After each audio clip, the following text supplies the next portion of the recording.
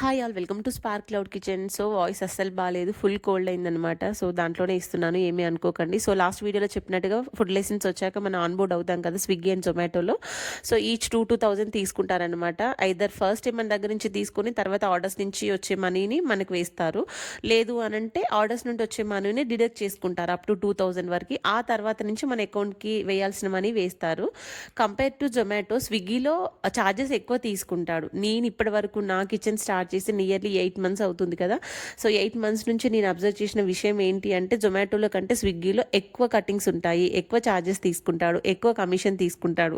So మీలో cloud kitchen run చేసే వాళ్ళు ఎవరైనా వీడియో చూస్తుంటే కనుక అది నిజమా కాదా చెప్పండి. నేను ఫేస్ చేసింది అయితే ఇదే, స్విగ్గీ కమిషన్ ఎక్కువ compare to Zomato. And Swiggy అయితే ఈజీగా రెస్పాండ్ అవుతుంది మనకి ఏదైనా ప్రాబ్లం ఉంటే. జొమాటో అంత ఈజీగా రెస్పాండ్ అవ్వదు. సో అలా అన్నమాట. సో ఇంకా నెక్స్ట్ క్లౌడ్ కిచెన్ విషయాలు నెక్స్ట్ వీడియోలో చెప్తాను. అంతవరకు ఫాలో